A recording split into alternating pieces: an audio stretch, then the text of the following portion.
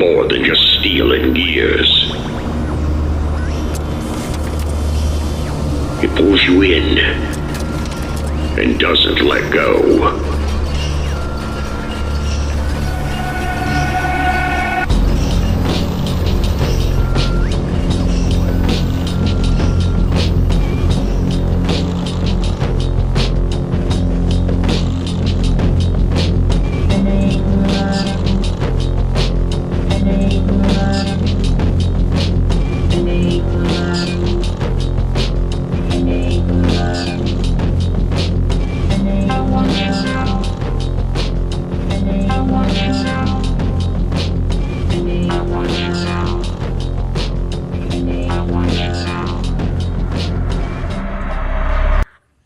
Okay, hello. Welcome to the Carousel Podcast, first of 2026. I am here with Ancient Problems. Ancient problems in the house. Ancient Problems in the house.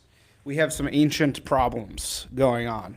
And we're here to discuss you being homosexual, being a massive homosexual. Huge. Coming into year 2026. What's it like for you? It's it's unfortunate because I was hoping that I could come out to my family by getting gunned down on like my first night out in a gay club or something. But unfortunately, there's not a lot of I'm not going to go there. But no, yeah, I'm really loving life, and I just took a noticing walk, and I'm living a nice gay life. Nice. That's what you Yeah. love to hear that.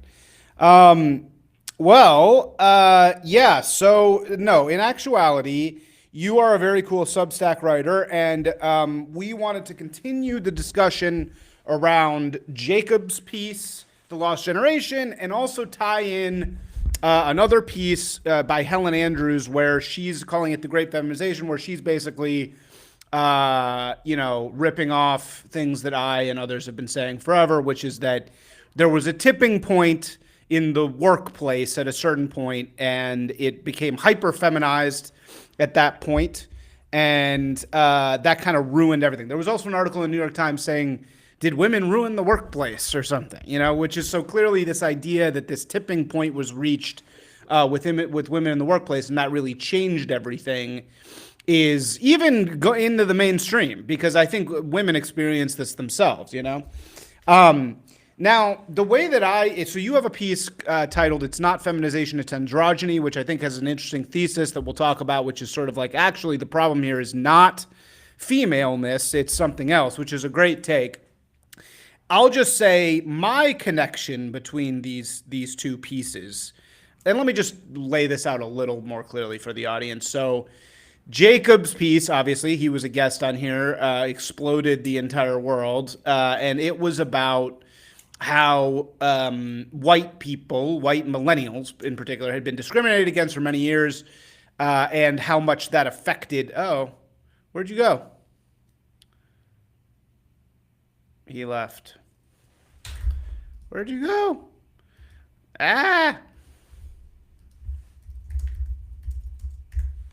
You're back. Uh-oh. What happened? I don't know. It showed you that left. you dropped off, but I assume. Oh, it's no, my fault. you left. Okay. I assume Anyway, it's my fault. no, it's fine. It's fine. Basically, Jacob's piece was saying that there's this entire generation that had been excluded from the higher level media institutions, and that's a huge problem because it just changed a million people's lives. Helen Andrews was arguing that, basically the workplace, it was similar because they both take place in the workplace. She's arguing that the workplace sort of completely changed by being feminized, which is what I believe that.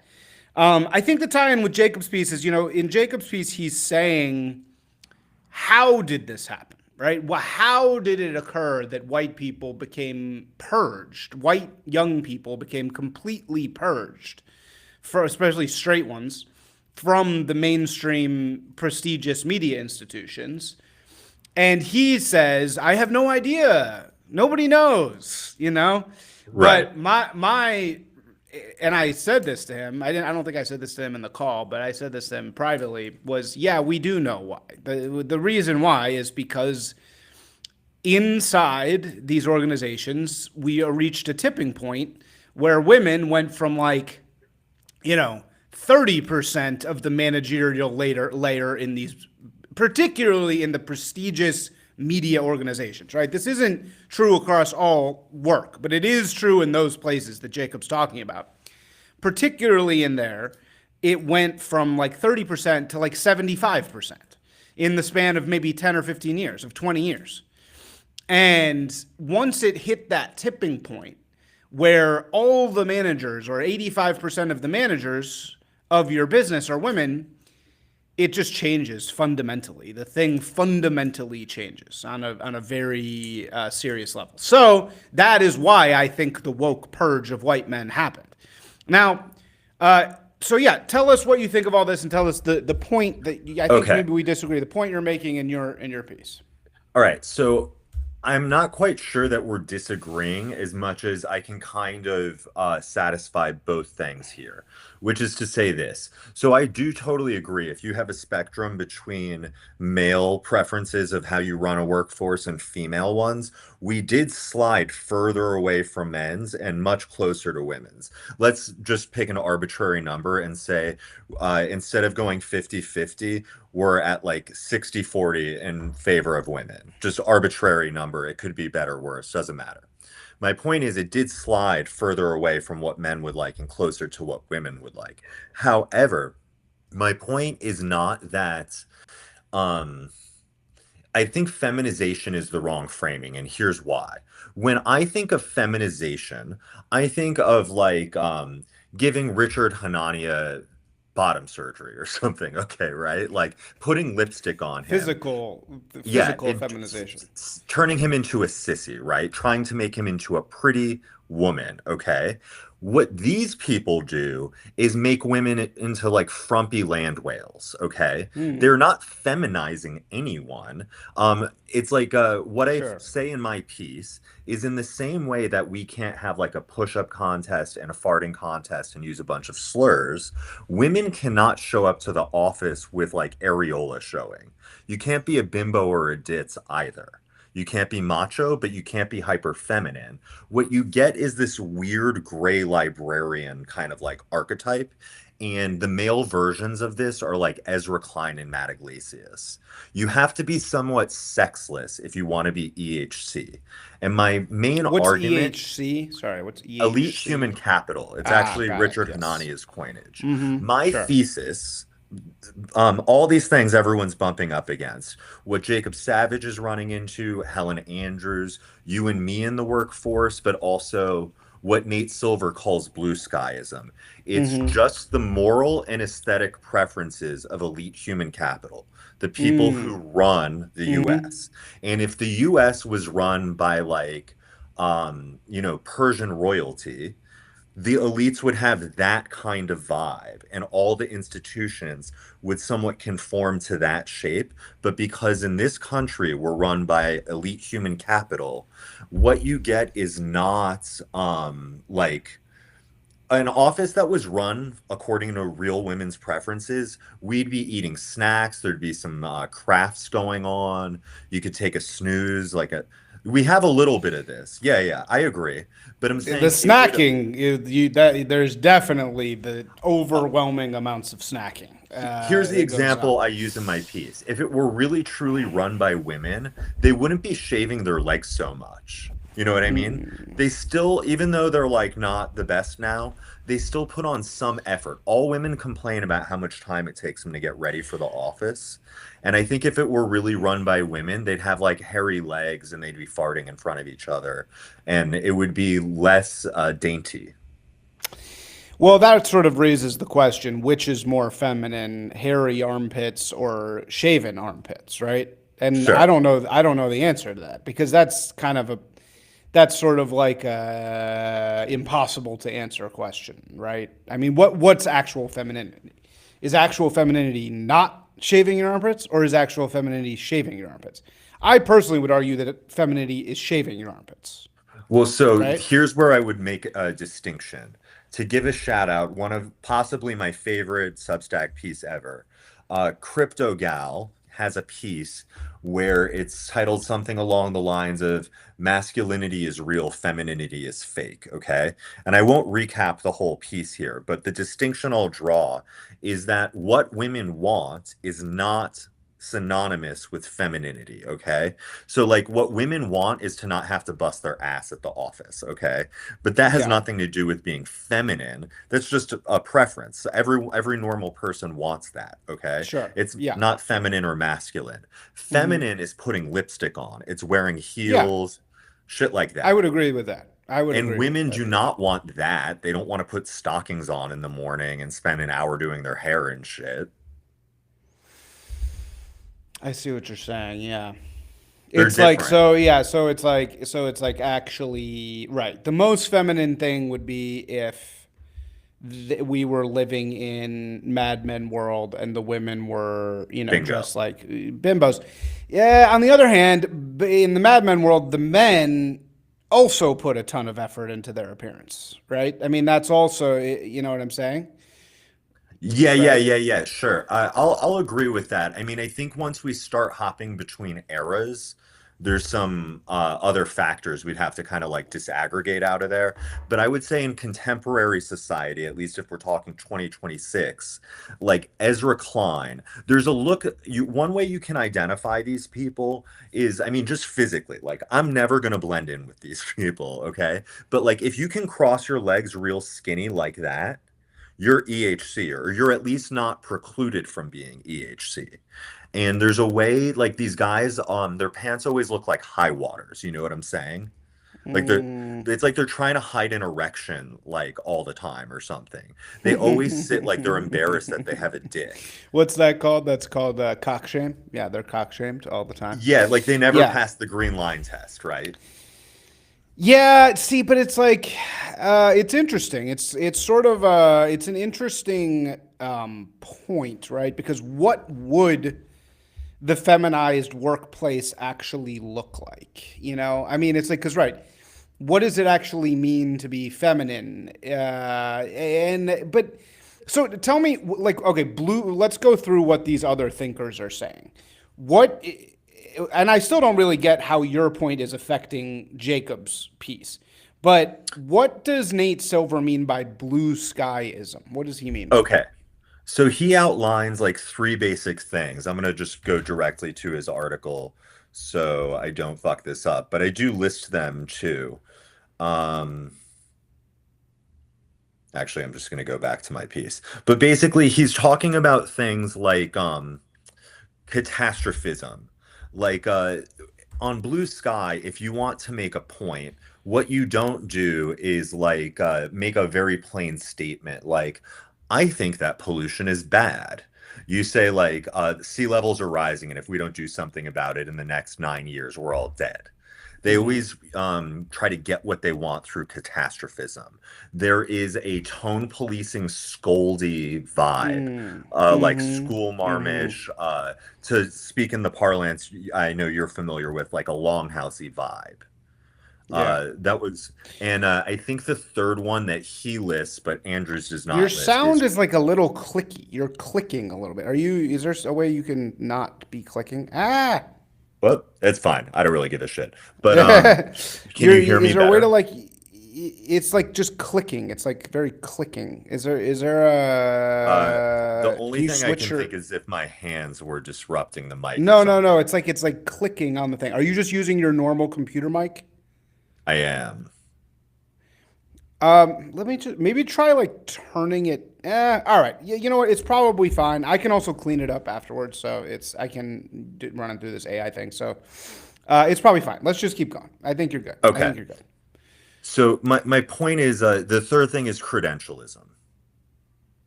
And it's like an appeal to you have a certificate that says like you're qualified to know rather than you make an appeal to the truth.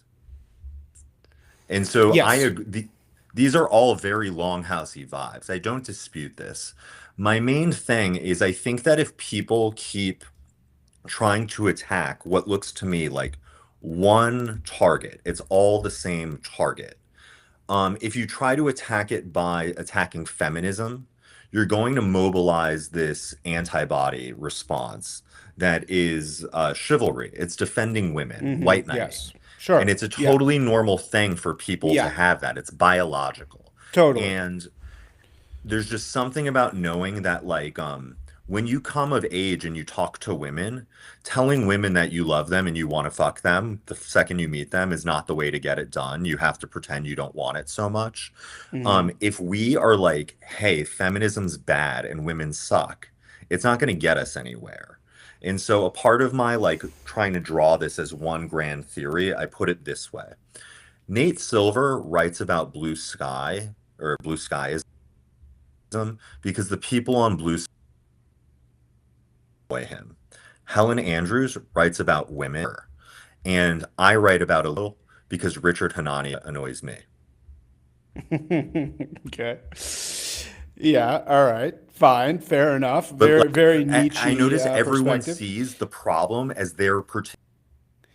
Yeah, everyone sees it Sure. convenient Okay. when they But hate the fine. most. So fine. I mean, it's making me think a lot about the show Pluribus, but I'll get to why it's making me think that. But right. I mean, you're basically saying everybody is picking out aesthetic cues of this powerful thing that they don't like. And they're saying that the problem with the thing is the aesthetic cues or the superficial parts of it, when in fact, they're all kind of pointing at the same thing. Well, what about Jacob? So what about Jacobs? What is Jacobs actually annoyed by? Well, so I would argue the actual thing, the larger thing, is just elite human capital. These people have a way of being, they have aesthetic preferences. Like, you know, for instance, like people make this like quip about aristocratic breasts or whatever. But what they don't like is Lauren Sanchez, if people are confused about that. You know, Okay, Jeff Bezos I is know what you like, mean, but explain what you mean by that. so these this group of people, like I've noticed, so for instance, like I went to private schools as a kid. So I wasn't quite smart enough to get into Ivies, but I got into like top 50s, okay? I then visited friends who went to Ivies, and when I talked to their friends, they were no question very smart people, but they sound as smart as I do. Like there was no difference. You get what I'm saying? And I found one of the things that separates me from them is how I speak, Yeah, but sure. it's not No, I my verbal remember. I IQ. remember. I was working at the DA at the time, and you know, I'm a humble Whigger from very Whiggerish beginnings, and you know, I went to GW, and GW's kind of like, very trashy. You know, GW is very like Jersey Shore coded. You know what I Yeah. mean? So there's not a lot of like elite human capital types there. I mean, there is, but it's not an. I was like a party guy, so there wasn't like I wasn't interacting with those people. Uh, but then I worked at the DA's office, and I worked with a bunch of like Princeton kids and Harvard kids. And for you know what, for the most part, they actually didn't have that coding that you're talking about. But I remember for the most part, they just seemed like kind of like uh kind of scuzzy strivers, you know what I mean? Like they weren't Uh-huh. really super impressive. They were just really smart and didn't have lives, basically. You know, they just were like hyper focused on their achievements. But this one Harvard guy, this Harvard law guy showed up one day as like a summer intern. And this was the first Harvard law guy I'd ever met, right? And he was like on his way to being a lawyer. And I was like, oh, this guy's going to be this like dashing prince. You know, like I was thinking this is going to be like a waspy, like, you know, he was like 6'4", and he shows up and he's like dressed immaculately, and then he starts talking, and he talks like a total gay guy. Like he talks in this like his whole affect is like Yeah. extremely feminine, and he was supposedly straight. Yes, Like this is a he part of wasn't a gay man. Like he was supposedly like a straight guy. And I was like, "Whoa, what is going on?" Like I was like that was the first time I was like, "Whoa." Like yeah, there really is like what we've been told about this group of people that goes to Harvard is not how they are anymore. Like Well, they've become some other thing. well, so for instance, in Jacob's piece, there's one guy he speaks to, and he specifically remarks that nowadays you can no longer even Oh have yeah, his yeah, timbre of voice. you're And right. Yeah, I've yeah, yeah, right, obviously experienced this in life, and like, yeah. a good way of almost explaining like an exception or how you can see some of the contours of these EHC preferences. Barack Obama has a baritone, and he's allowed Because he's because black. he's Yeah, black. you're right. Yeah, And they have carve outs for minorities. And this is one of the things that like lower class whites well, find no, but you know what? duplicitous. But you know what? They do have room for a baritone type. They have room for a. Have you seen the new Zootopia? Zootopia 2? No, what is this? So Zootopia. You know, I have daughters, so I see all these things. Okay. Zootopia is this Disney series, and these are always really good indicators of like what's acceptable and what isn't. And in the new Zootopia 2, the mayor of the city is like a horse, and he is like a really deep baritone, dashing, handsome horse. And it's true that like normally that's not allowed. Normally that's like Gaston, right? If you're that, you're Gaston, meaning you're bad, right? Mm-hmm. Gaston from Beauty and the Beast. But he is kind of like vain and a movie star, right? And Sure. kind of dumb, like he's dumb and doesn't understand what's going on all the time. But he's got a baritone. As long as he's like a object.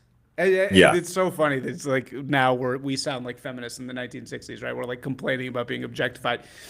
But it's like as long as he's like a completely dumb, hollow object, he's absolutely allowed to Sure. be deep baritone. What you're not allowed to do is be a man who ever gets angry about anything ever, or Yeah, has yeah, yeah. any sex drive in any way. That's not completely already,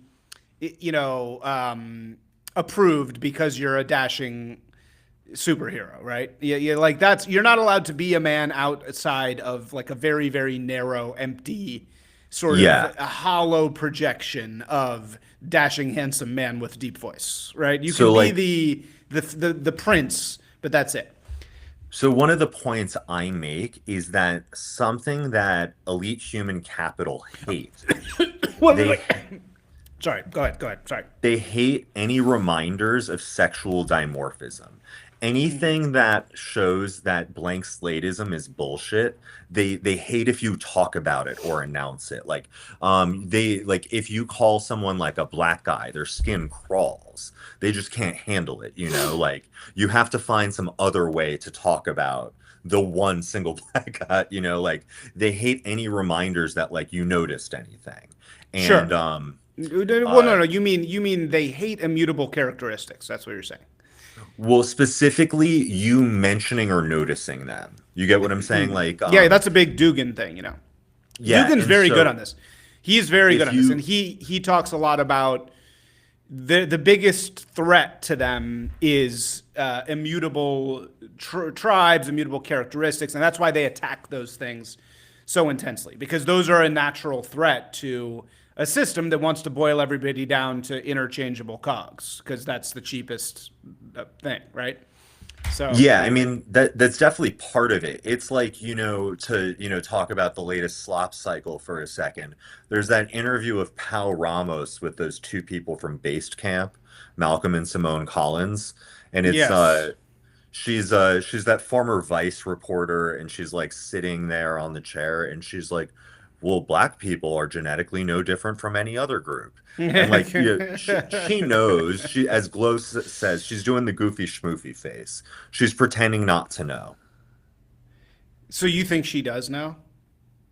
I A don't think hundred she percent. knows. I don't think they know. She's a very she's like, dude, she's like hundreds of years of selective breeding. She's like aristocracy. Her father's like a news guy. They have a show together, if I'm not mistaken. She's hereditary, yeah. And she would not have escaped high school not knowing this. For sure, she knows this. I don't think Yeah, she's you retarded. you guys on your side get very hung up by this. Like I'm so much more of, as I've always said, there's like three pathways into the dissident right, which is, by the way, completely pointless, and I regret ever getting involved in it to begin with. But it's either the HBD, JQ, or WQ. It's either woman question, Jews, or Aha. blacks, pretty much. That's And an I'm a interesting WQ. insight. I'm like a WQ entrant, you know. Sure. Well, But you guys are very much. Of course, I have like stains on my shirt, and I look completely yeah, it's all ridiculous. good. You guys are like more. You're more of the HBD type, I but don't think I am. I would no. put myself more on the WQ, and here's why. Oh, okay. So I have But it sounds I'm like a you're saying we shouldn't do WQ. well, so I reject the framing of it, is basically what I'm saying. Like, Okay. one of the reasons of the left has been very good at winning for a long time is um, they've at least had an illusion of message discipline through whatever means, maybe just through mass conformity and people repeating things. But they have found a way to suppress some of the like uglier elements, at least up until recently. And what that does is it gives them a veneer of prestige. And I think that if people go around trying to like HBD can be 100% factually correct, but like you're not gonna like red pill the American public on this. Like it's just like it's morally not morally, but it's socially corrosive.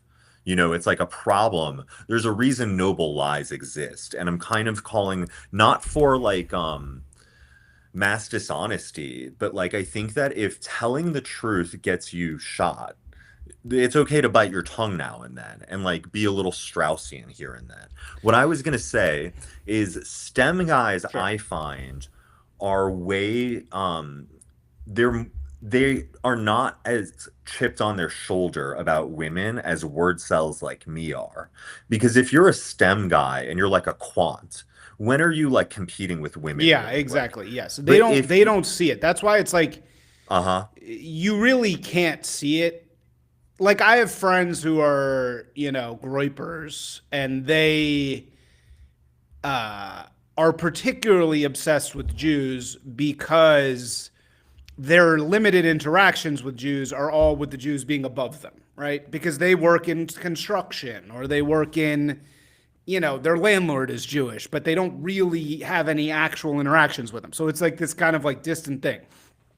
But they're still interacting with them. Whereas in those worlds, in like the construction site, or even in pretty much in a lot of workplaces, it's still not really an issue in the same way, right? I mean, they experience it a little bit, but in my world of media and marketing, it's right. like overwhelming. The change that women have brought is overwhelmingly noticeable, right? So, sorry, what were you saying? I didn't mean to interrupt you Well, there. no, You were no. actually So making a I'll point. actually go that direction for a second because I have a few thoughts on that. So, like, I don't mean to understate anyone's dislike for Jews or whatever. That's not what I'm trying to do here. However, Stop I, shilling for is the Jews, man. yeah, yeah, No, yeah. I'm just kidding. Uh, what I was gonna say is that like one dimension of like the contemporary flavor of anti-Semitism we're seeing is that it's kind of anti-boomerism. And the reason I say this is like look at you, me, Jacob Savage. Did any of us get in on this alleged nepotism I'm always hearing about? What the fuck? I'm a personal trainer. What are we talking about? I've like worked in hotels. No, no, no, no, no. No one has hooked me up with shit, okay? Yeah. I've No, always same, been dude. always on my Yeah. own figuring this shit out. And if DEI has worked the exact opposite way against us the whole time. And so my theory about this is if you look at You mean who's against above you, Jews? Against Jews? some of this, so like are you the CEO of GlaxoSmithKline? No, some boomer is. You know what I'm I saying? think Jews probably got a little bit of benefit from about 1960 to 1990, right? Oh yeah, but I'm You saying probably could get a little bit out of like, I'm the first Jew, but that really didn't help you very much. It helped you in the sense of what you and I didn't have, which is fucking connections, right? I mean, who like does it that is help? true, No. But it right? doesn't help you that much. It helps the firm that hires you. If you're a white shoe law firm in like Atlanta and you hire the first Hebe, you're like, hey, look how progressive we are. We're great wasps, aren't Yeah, we? sure. Yeah. That's what I'm Anyway, saying look, is like it helps them more. this is a let's not go on this tangent because we'll end up talking about Jews all day, which is the last Sure, thing I sure, want to do. fine. But So my let's point go back is, to I think your points are much more interesting what you're talking about. I think a lot of like contemporary distaste right now is just that like people are fed up. The US has been run under certain myths for a certain period of time. And the boomers are just the first generation to be born into this world that doesn't remember what it was like before progressivism was like the hegemonic thing, okay? And now a lot of these things are breaking down. There's a competency crisis. There's, issues with men and women not getting along, not getting married. There's all of these things are coming to a head.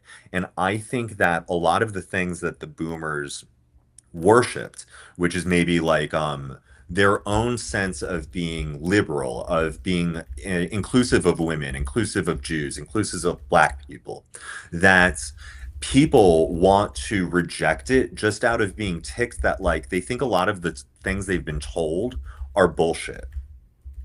Yeah. And they're right about that. Yeah. Wait. Oh, are you still talking? I think you went. No, Hello? I'm here. I'm here. Oh, But sorry, I was responding to a commenter. But yeah, no, I said yeah, I made yeah. a mistake. So now we're No, gonna this pay is for what it. non-Jews don't understand is that actually that's not true at all. Okay, but the larger okay, let's go back and why don't you? I think what I want to get back to is your really good point about this is not feminization, it's androgyny. You're trying to say something there that I think is actually very profound and very true. I don't really agree with you that we shouldn't talk about the feminization thing. I don't think talking about it or not talking about it makes any fucking difference. As I've That's recently legit. learned, I think that it doesn't matter. If we don't have any fucking power anyway. It doesn't matter what we say. We are never going to own anybody with memes. That's what I've realized. Yeah, sure, it helped win the presidency, but what did that do?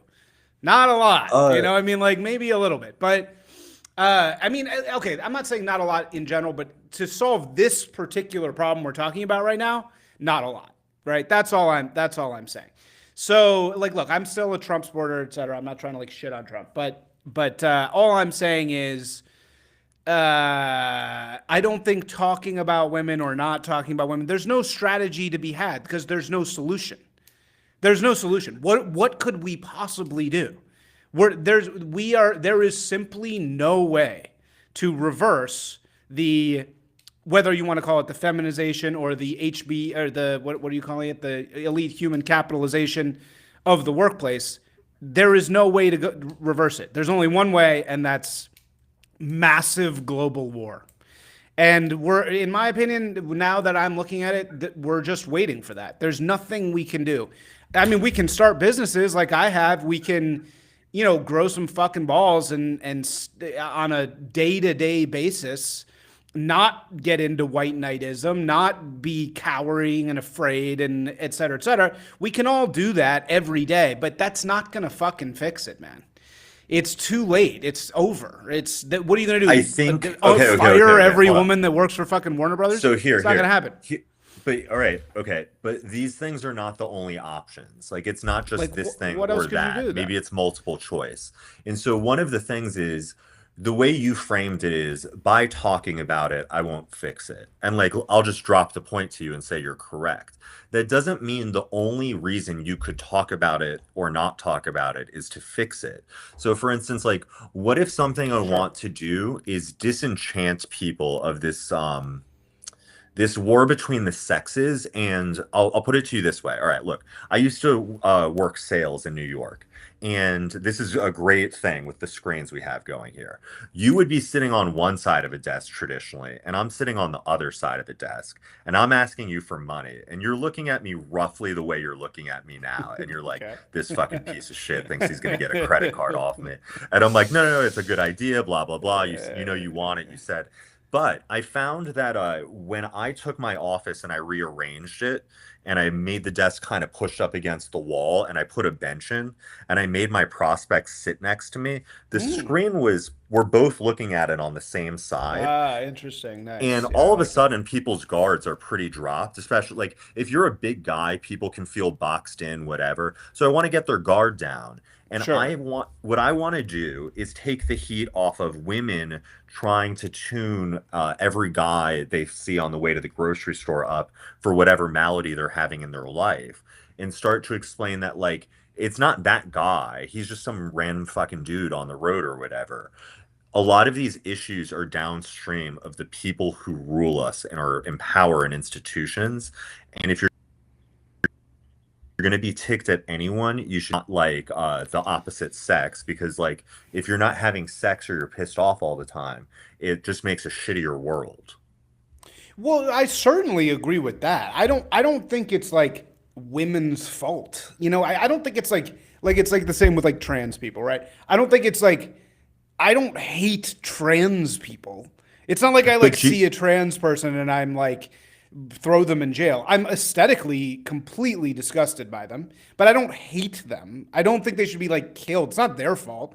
yeah, yeah, yeah. They've been tricked by a system that fucked them up. You know, it's really But not their fault. It's the if anybody should be killed, it's the fucking doctors. You know, I but mean when that's you really who should be. But if you uh talk about the longhouse, how do women typically respond? Or if I use the word But who snatch in front of a cares, woman, man? Who gives a shit how they respond? It doesn't matter. They are never going to be convinced one way or the other.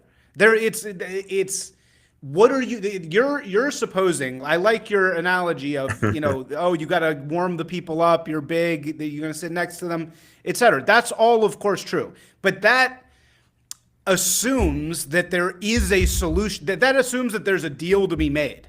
There's no deal to be made. There's never, what could you possibly do to fix this?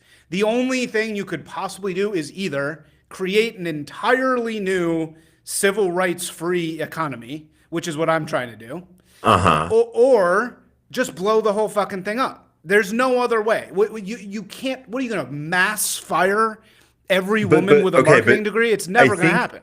I think you're going back to the idea that the only consequence about talking about it could be that there's like a Okay, but so policy. fine. So what could be the good outcome then? Right? Like let's say like 30% of women who are currently like real pissed off at men and 30% of men who are real pissed off at Sorry. By women. the way, I just have to say for legal reasons, when I'm saying civil rights free, I mean legally civil rights free within the common law. You mean like freedom of association? Freedom of association. I mean constitutionally legal.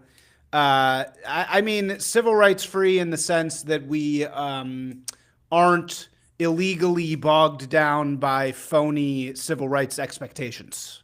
Sure. That's what I mean legally. And, so later in a court of law, I don't want to be hung up on me saying I'm doing something illegal, which I'm not doing. Anyway, sorry, continue. Well, yeah, no, that's fine. But what I'm saying is, like, I don't think the only wins are like things you score on a political scoreboard. There are cultural ones. I know I sound like Yarvin or whatever. People think he's coping. I think like I'm liking Yarvin more and more these days, man. I think he's I just like more and more Yarvin a right. lot. But yeah. One thing I like, so one thing to use him as an example, people will read things he's written, and then they'll look at things Trump has done that somewhat vaguely resemble things Yarvin has written about at some point. And if they don't work out 100%, they'll go see Yarvin's writing fantasy sci-fi shit. And it's like, okay, but like, do you think Yarvin would have done it that way if he was in the fucking chair? He probably would have done some other weird shit. I don't know. But the point is that like their time horizon for testing or thinking about any of this shit is if it didn't happen this week, nothing's ever going to happen. And that's just such a fatalistic like loser mentality. Like I'm not saying we're like gotta, do Shawshank Redemption or like dig our way out of jail with a spoon or something. But I'm saying like don't think that the universe is like always going to give you what you want immediately. Just nothing good in life works this way. Okay, but that's so general, right? I mean, that's such a general, like, of course, all that's true, but I guess I am becoming more Yarvinite because, like, I can see what's happened with the Trump administration. I can see what's happened with the dissident right. And I can see that there is no solution. There's just no solution. I cannot think of a solution because like we tried, right? We did everything. We're never going to get another Trump. We're never going to get anything close to Trump. The best we're going to get to Trump is some kind of JD Vance. The left is going to get crazier and crazier and crazier, right? They are going to have all the chances in the world to fucking blow up the system because they have all the power. But on our side, imagine starting imagine starting a men's magazine on the right. Okay. Right? An actually men's magazine. Right? Which I'm going to do. We're going to do this. And it's going to be great. And I'm not saying that the content isn't going to work and it's going to be a great thing and it'll organize men and people will have an outlet and they'll have an identity and yada, yada, yada. All that is possible. And it's happened already. It's happened on MAGA, on being a Baptist, right? I mean, all these things are workable and doable. And it's not... I'm not saying that they're not worthwhile because they do give men an identity and on a one-to-one level, it's fulfilling a market. It's artistic. It can be transcendent. The memes that we've created make it all worth it. I'm not trying to red pill or black pill on any of those elements, and I'm working to do this myself. I mean, this is what I do. But in terms of the cultural landscape, Trump has Pam Bondi as his DA. Right. Like, it's a fucking joke, man. The whole thing is a fucking joke. And the idea that Pam Bondi is the fucking Attorney General of the United States is a fucking joke. And if that's the way that we're going to be, I don't see any solution to that problem without genuine revolution, or maybe not revolution, maybe just genuine wartime behavior that would just instantly overnight end that joke, right? Yeah, like a state of exception. Yeah, like a true emergency. Yeah, right. Okay, would end that joke, or maybe the economy could like completely crash, something like that.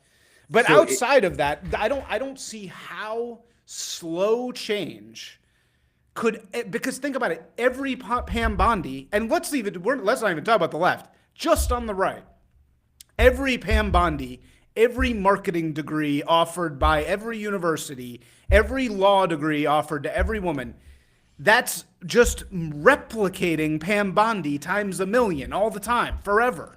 Nothing's going to stop that. What's going to stop that? Nothing.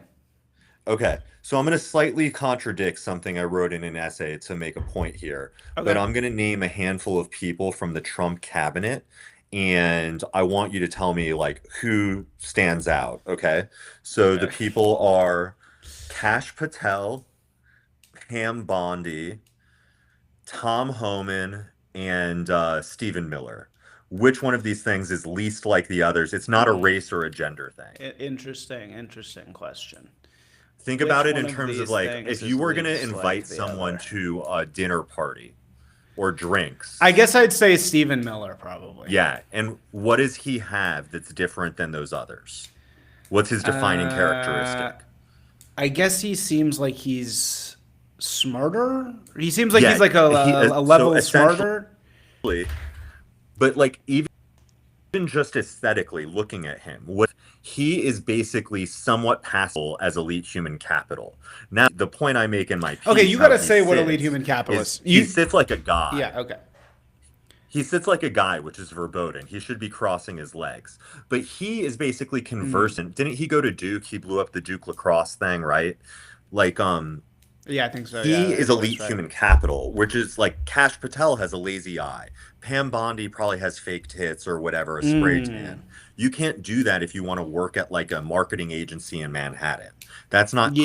It's not chic. Well, that's actually not true, but you can be as a but that's kind of the thing. As a woman, you can actually do that shit. You can be like again for the same reason that the handsome horse guy can be the